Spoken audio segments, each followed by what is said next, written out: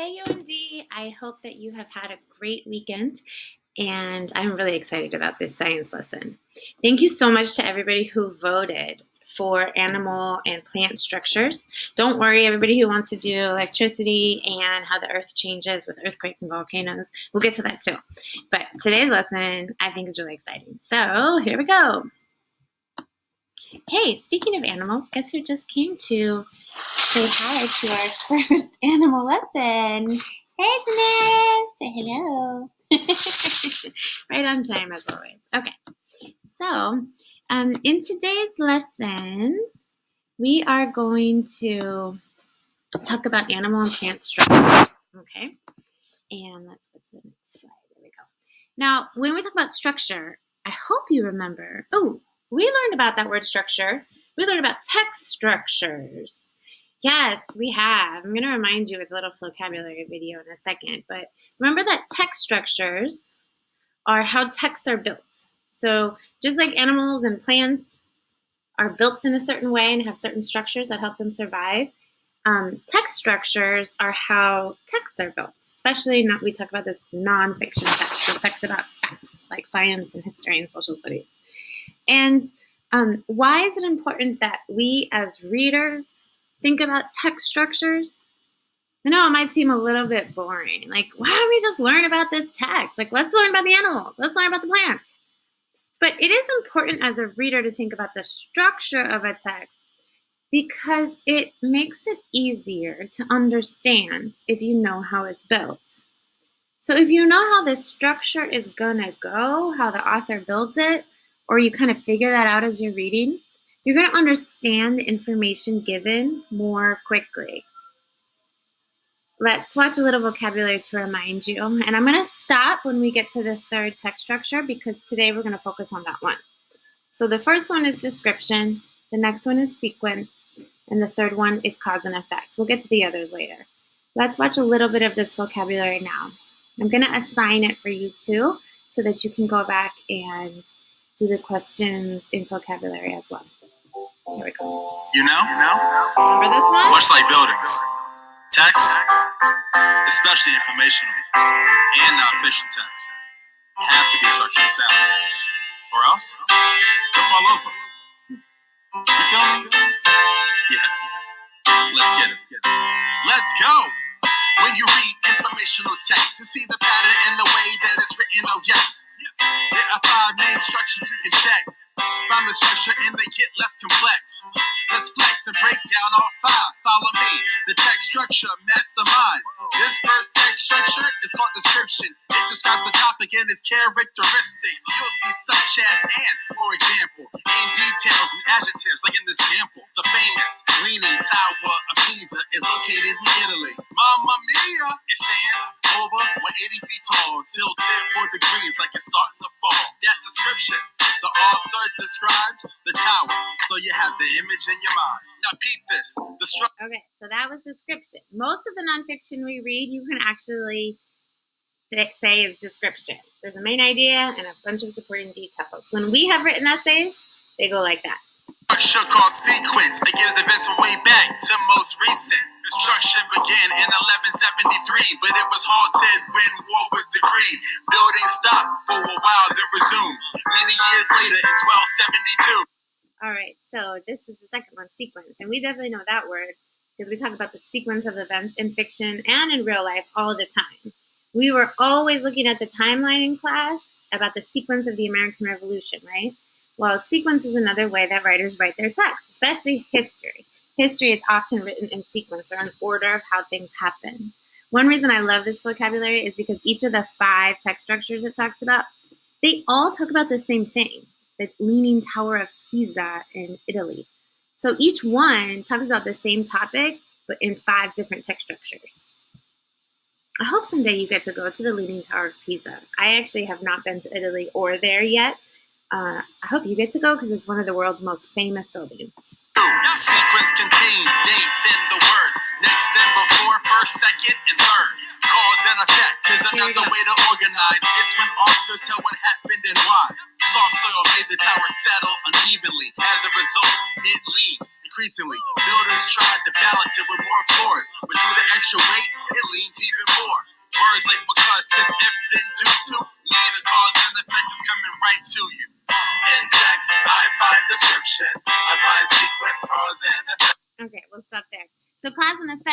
about when one thing happens, how does it affect the topic? While we're reading today, you're going to notice lots of causes and effects, okay? Why something happens. Hey, it's a cool connection to our reading lesson too last week because we talked about character motivation.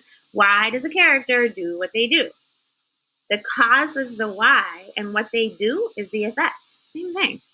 It's all connected. Cool, right? Okay, let's go back to the slide. So let's look at an example of cause and effect in a text.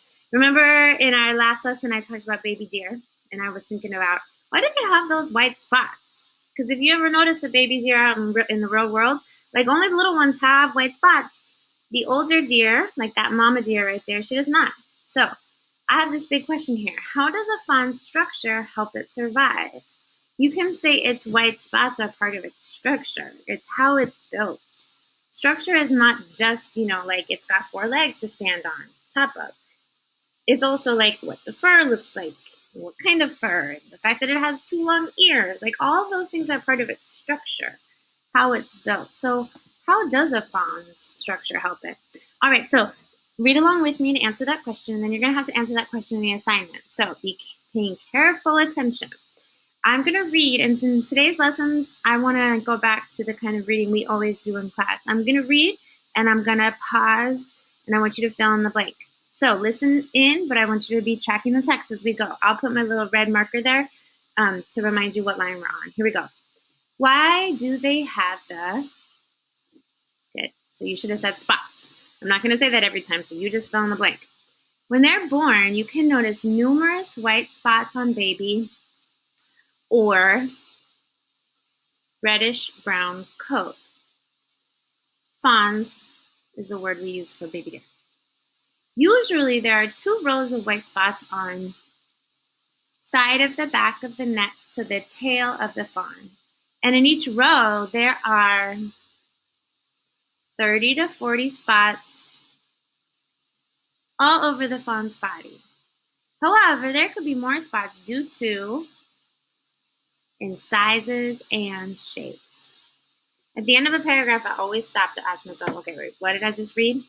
So there we learned about like how fawns have spots, that they're in rows, there are 30 to 40, but it depends kind of on their size and their shape. Okay, so I haven't really learned why yet. Maybe this is like the effect, but why? Why do they have that?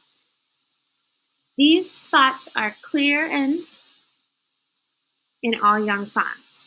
One thing to know about their white spots is that their fur is not good entirely. That's kind of a hard word. At all. It has been found that the white spots only, that was a hard one, good, dominates the upper part of each piece of hair.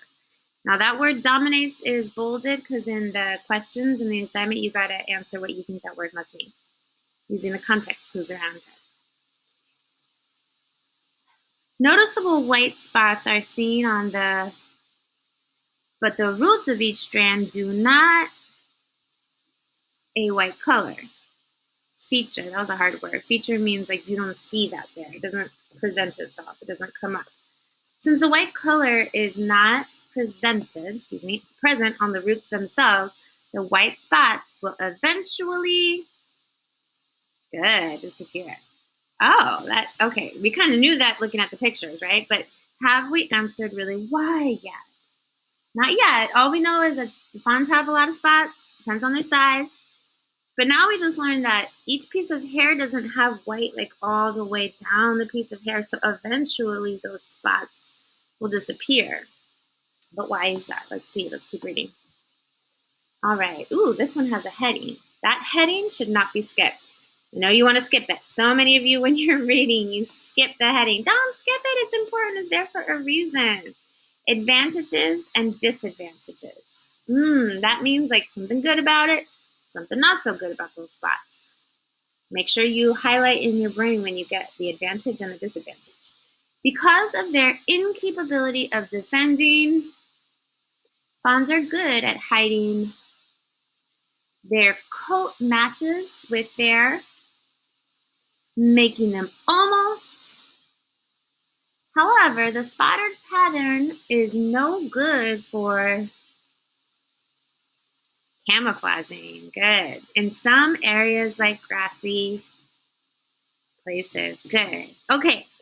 So, advantage must be that in this line here. Turn and tell someone next to you what the advantage is of having the spots. Yeah, good. Their spots help them match the environment a little bit and make them more invisible. So it's kind of like a way for them to hide themselves.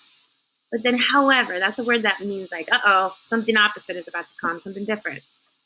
The spotted pattern is no good for camouflaging in some areas like grassy places.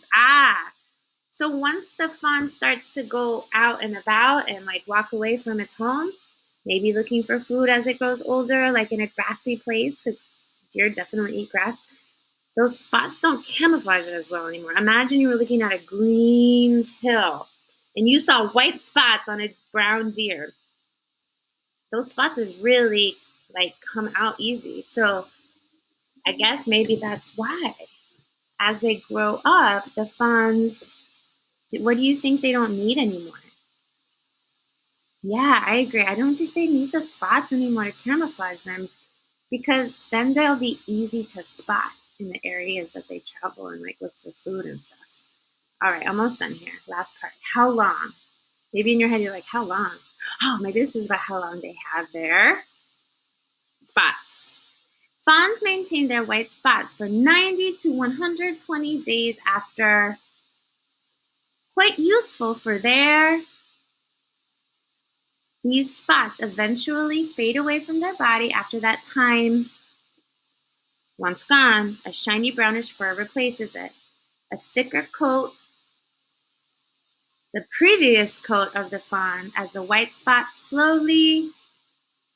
The purpose of the thicker coat is for them to survive the. Now you are aware that for them to. Some changes are needed for them to adapt to their environment. So now I see the effect, do you? If we say the cause is that they got white spots when they're babies, what is the effect on their life? Because they have white spots, what happens to their life? Turn and tell someone next to you.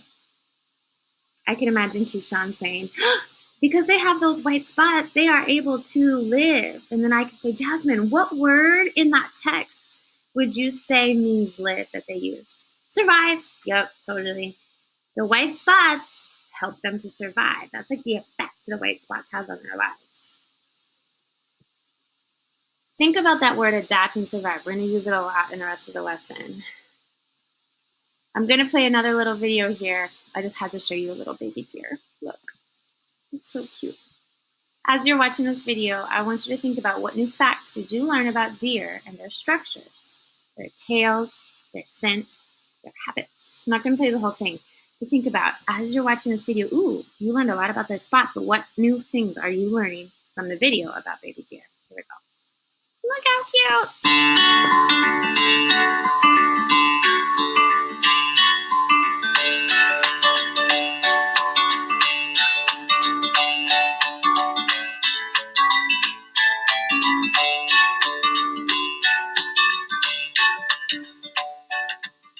White-tailed deer can be found in almost any part of the United States.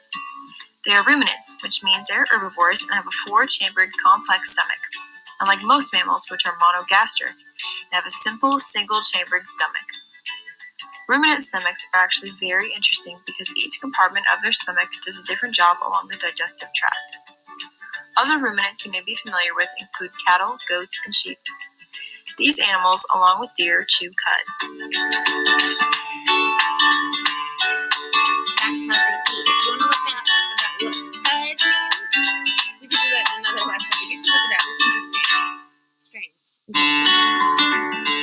Deer are prey animals. They scare easily and have the ability to run up to 30 miles per hour.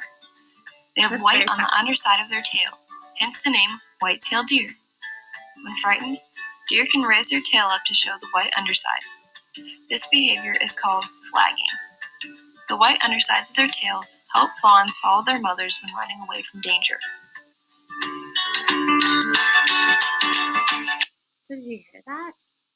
The structure of their tail, the white underneath their tail, and the fact that they can put it up when they're scared and they're racing away.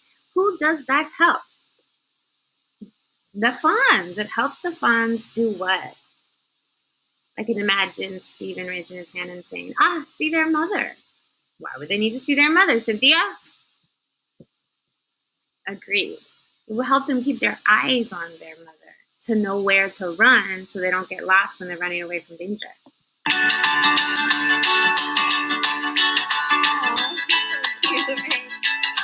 like my cat.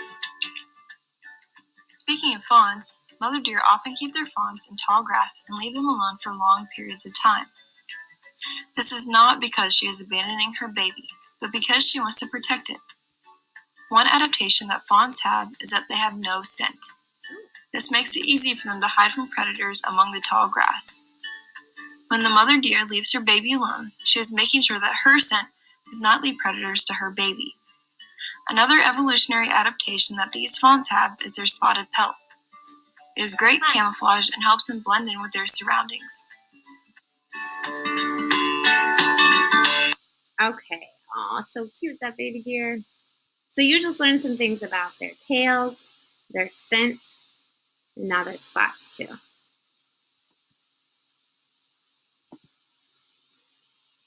So we're going to keep on thinking about cause and effect, but now we're going to think about it in terms of adaptations and survival. So an adaptation is how an animal changes so that it can survive around itself, in the world around it. Adaptations are, fill in the blank when I pause, traits that help an animal or plant in its environment. So these traits that this little lizard has, all the things that it's structured with, all the things you notice about its structure, it's there because it helps them survive. It's not just because it looks cool. Just like the white spots help the deer survive, every animal and plant has structures that help it survive too. So all those adaptations, you can think of them as a cause or like a reason why the animal or the plant survives. All right, structural adaptations. We're going to look at a whole bunch of different kinds right now. Fill in the blank when I pause. Body parts that help and survive in its environment. Okay, so now we're going to look at just animals and their body parts. Like camouflage, deer spots. Camouflage is the coloring of the animal that helps it to, with its, so it stays safe. Okay? The green lizard, what is it camouflaging into to stay safe? The leaf. Good. This frog, it's hard to even see. What is it camouflaging into? Yep, the rocks. And why? What's its motivation? To stay safe. Nice. Now look at this. These are cool. This is a fox. Same kind of fox. Some animals even change colors with like this Arctic fox. So this Arctic fox is obviously in what season? Winter. It blends in with the snow. But when it's not winter, probably this is the summer, you see these red rocks. What about the fur makes it blend in more? I could totally imagine Kaylee going, well, the color, like the brown spots there on the fur of the fox make it blend in more with rocks. Teeth, this is a good one. Ooh, the shape of the teeth help the animal to eat. Yum. Sharp teeth eat meat. Flat teeth are best for, you know that word? You probably learned it a couple years ago. Herbivores. Herbivores are animals that only eat plants. Carnivores or omnivores eat meat. The carnivore only eats meat, and an omnivore can eat meat or plants. I'm an omnivore. I eat meat and plants. So my teeth are a little sharp, some of them, and some of them are more flat. Yours too, I think. Actually, I know. But looking at these teeth makes me think that this guy probably only eats meat and him too. I think so. I don't think they're omnivores. Someone can figure it out and let me know if I'm wrong. Shape of beak. This one's really interesting. these birds all have different beaks. Yes, they all have beaks, but their shapes are all different. What does the shape do? What's its cause? Or what's its effect, I guess? The shape of the beak is the cause, and the effect is what? What does it help them do? The shape of a bird's beak helps it to get food and, right. So these different birds, they eat different things and in different environments. So think about like the eagle has like a kind of a hook on the end of its beak. Maybe it has to dig in more than this is a pelican, I think. And those pelicans have long, big beaks. If you ever seen them before dip into the water, they got to be able to like grab up a whole fish. So they need to be very long so they can grab a whole fish when they're diving into the water and coming back out before they get attacked by something. They got to have a big enough beak to catch something, okay? And this little bird, it probably just eats like small little seeds and stuff like that. So it doesn't need such a huge beak. Special features. Some dolphins have blowholes so that they can, without coming completely out of the, because imagine if a dolphin comes completely out of the water, what might endanger it? I can imagine Cavante saying maybe someone would be hunting it. Definitely. Ooh, I can imagine Madison saying maybe a shark might get it. So the blowhole at the top helps it to come up to the water a little bit, breathe, and then not have to come all the way out. Maybe it would get too hot in the sun too. All right, animal adaptations not only help animals survive, but defend themselves. Some animals have a special adaptation to protect, good, like this hedgehog. Of course, all those little spiny, prickly things. If a predator thought that hedgehog looked good to eat, as soon as it took a little bite, what would it say? Yes, I could imagine going, Ryan saying, ouch! Makai might say, oh my God, all those little prickly things might get stuck in its mouth. And then this one is really cool. Mimicry. Say that word. Mimicry. Mimic, I know a lot of you know that word. That means to like copy someone. Some non-poisonous animals will act like or look like a poisonous animal. Neither animal gets eaten. So one of these butterflies is a monarch, which I think is poisonous. But then the other one, I think it's called a lady. I should look that up. If you want to look that up, look it up for me. One of them is poisonous, but one of them isn't. So animals in the wild will learn like, anything that looks orange like that with the black lines, like don't eat that because you might die.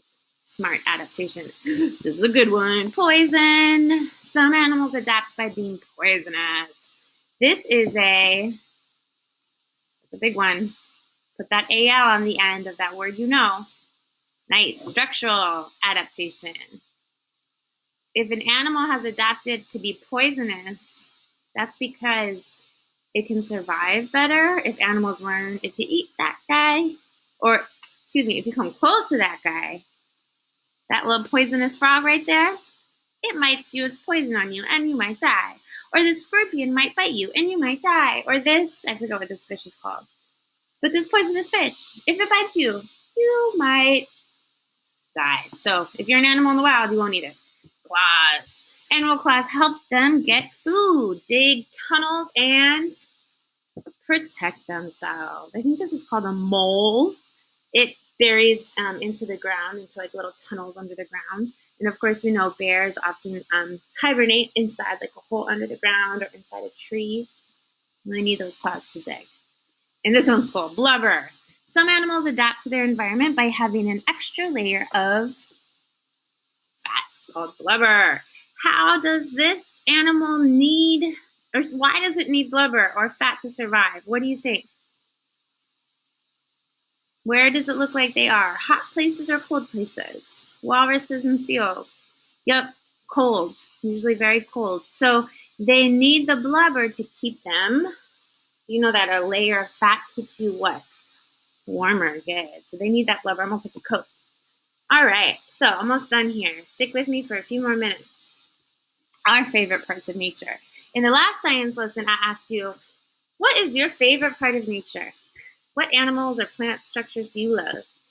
And now I want to know, okay, out of some of those things, what questions do you have about the structures of your favorite parts of nature? I told you my favorite part right now is my cat. She makes me so happy here, especially during quarantine, to have a friend around all the time. And I'm always wondering about her tail. Why does she wag it when she does? What does it do in nature to help her? Sometimes I think like if she was out in the wild, like a predator could grab the tail. It's so long. Why does she have that? I still don't know. We got to research it. So that's a question I have. And then Kaylee, she told me her favorite part of nature is climbing trees. And I found this cool tree for her. Oh my gosh, Kaylee, I would love to see you climb that massive tree. Why do trees have big branches like that? Interesting question, right? Why are they structured with branches? How come they don't just grow straight up? Ryan said he loves dogs and birds. I was thinking about dogs and their bark. Sometimes, like this dog across the street, he barks all day long.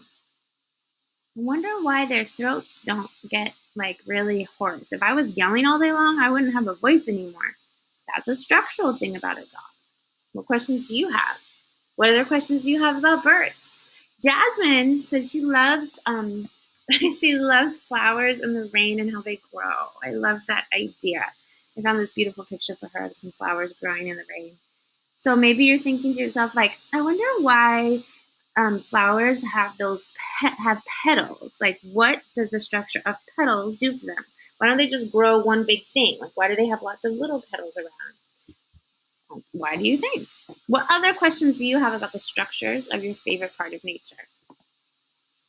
And then getting to your assignment. Remember, in our science lessons, we're going to connect what we learn in science with writing great sentences. So today's questions all came up throughout the lesson, but what I want you to focus on is what great sentences need. You're in 4th grade, almost done with 4th grade and ready to be 5th graders. You need to have these things when you write always, no matter what. You need capital letters in the beginning. You need a period at the end. And anytime you have proper nouns like names, you need capital letters at the beginning of those names of places and people, days, months. Remember where capital letters go and where periods go, especially today. You're going to see this orange box at the top of the assignment. Make sure you follow it. So your assignment, as always, you can go back to those slides I just showed. You can go back to the YouTube here at the top. And then there are 6 questions to answer. One of the questions is about text structure. If you don't remember how it helps a reader, go to the beginning of this video. It's right there.